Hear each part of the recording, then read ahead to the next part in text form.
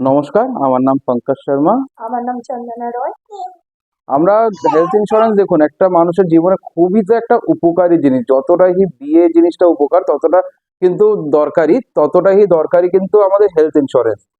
তা আমরা health insurance আগে ইউজ করতাম, এটা অন্য কোম্পানির ইউজ করতাম, কিন্তু ওটাতে আমরা স্যাটিসফাইড ছিলাম না। কেন আমরা আগে একবার হসপিটালাইজেশন হয়েছিলাম, ওখানে আমাদের একটা ক্লেম নিয়ে খুব বেশি প্রবলেম প্রবলেম ফেস করতে হয়েছিল। তারপরে আমরা অনেক ভুগেছি, ভোগার পর এই এজেন্ট ওই এজেন্ট ধরেছি, কেউই আমাদের প্রপার গাইডেন্স দিতে পারেনি।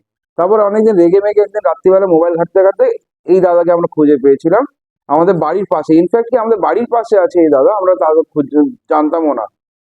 তারপর ওনার সাথে আমাদের কন্ট্যাক্ট হয়। ওই ক্লেমটা উনি আমাদের গাইড করে দিয়েছিলেন কিভাবে ombudsman-এ আমরা যাব, কিভাবে আমরা ওই ক্লেমটাকে রিকভার করব, কি কোন স্টেপ থেকে আগাবো, পুরোপুরি গাইডেন্স এই দাদা ছিল। তো ওনার উপর একটা ট্রাস্ট হয়ে গেছিল।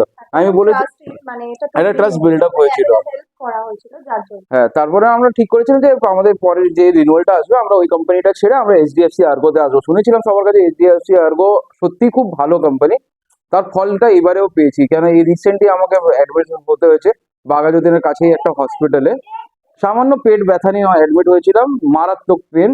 তা অ্যাডমিট হওয়ার পর সবকিছু হলো, টেস্ট হলো, ধরা পড়েনি। সিটি স্ক্যানে গিয়ে ধরা পড়েছে আমার অ্যাপেন্ডিসাইটিস আছে, অ্যাকিউট অ্যাপেন্ডিসাইটিস। ওর জন্য অপারেট করতে হবে। এবার অপারেশনের জন্য ডক্টরের আলাদা আলাদা চাহিদা। ওইসবের থেকে ওই দাদাই আমাদের গাইড করেছে যে কিভাবে কি হয় না হয়, আমাদের তো নলেজ নেই।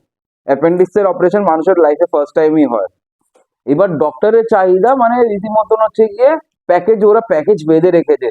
যেরকম হাউজিং হাউজিং লোন ফোন হয় ওই প্যাকেজ টাইপে ওরা প্যাকেজ বেঁধে রেখেছে। এগুলো আমরা কিছু জানতাম না। এই দাদা না থাকলে অন্তত মানে মনে করছি এই ক্লেমটাও আমাদের হাত থেকে যেত।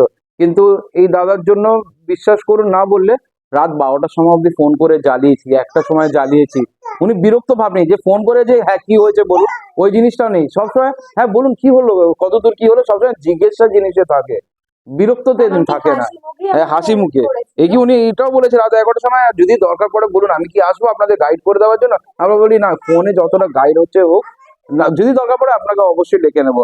লাস্ট ফিনিশিং ওনার বদলতে উনি এত মেল করা, এত ফোন করার পর, সবকিছু করার পর রাত 12টায় আমার ক্লেমটা ক্যাশলেসে অ্যাপ্রুভ হয়। আর আমি বাড়ি ফিরতে পারি এই মঙ্গলবার দিনকে 6 তারিখে। আর আমার মিসেসও ওখানে ছিল।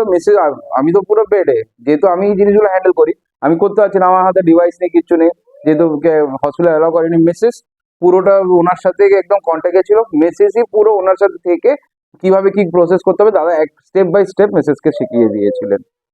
তো দাদার আমরা সবাইকে বলবো, দেখুন কিছু জীবনে প্রয়োজন থাক না থাক, কিন্তু হেলথ ইন্স্যুরেন্স করে রাখুন।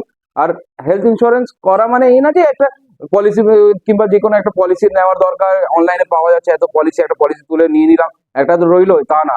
হেলথ ইন্স্যুরেন্সের থেকে মেন হচ্ছে কিন্তু অ্যাডভাইজার। আমাদের স্কুল টিচারের থেকেও বড় হচ্ছে অ্যাডভাইজার। কেন অ্যাডভাইজার অনেক রকম পাবেন, এই করুন ওই করুন, কিন্তু কি কি থাকে না থাকে সব অ্যাডভাইজার বলবে না। যেরকম কি এই দাদা আমাদের প্রত্যেকটা মুহূর্তে বলেছে যে কোন পলিসি কিভাবে করলে কিভাবে আগাবে, কিভাবে ভালো আপনাদের ফিউচারে লাগবে। তো সেই জন্য বলছি অ্যাডভাইজার সবসময় ভেবে চিন্তেই কিন্তু সিলেক্ট করবেন। হুট করে যে একটা পলিসি নিতে হবে বলে নিয়ে নিলেন, তাদের লাভ কিছুই পাবেন না। লাস্টে দেখবেন আপনাদের সেই হ্যারাসমেন্টই ফেস করতে হচ্ছে, পলিসি টাকা দেওয়ার পরেও হসপিটাল বিল পে করতে হচ্ছে। তো অ্যাডভাইজার একটু কিন্তু ভেবে চিন্তে সিলেক্ট করবেন।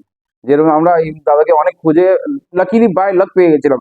কোনো রেফারেন্স না, কিছু না, জাস্ট গুগলে গিয়েছিলাম, সার্চ করেছিলাম হেলথ অ্যাডভাইজার নিয়মি, ওনার নাম ফার্স্টেই শো করেছিল, তো ওনার সাথেই ফার্স্টে কন্ট্যাক্ট হয়েছিল।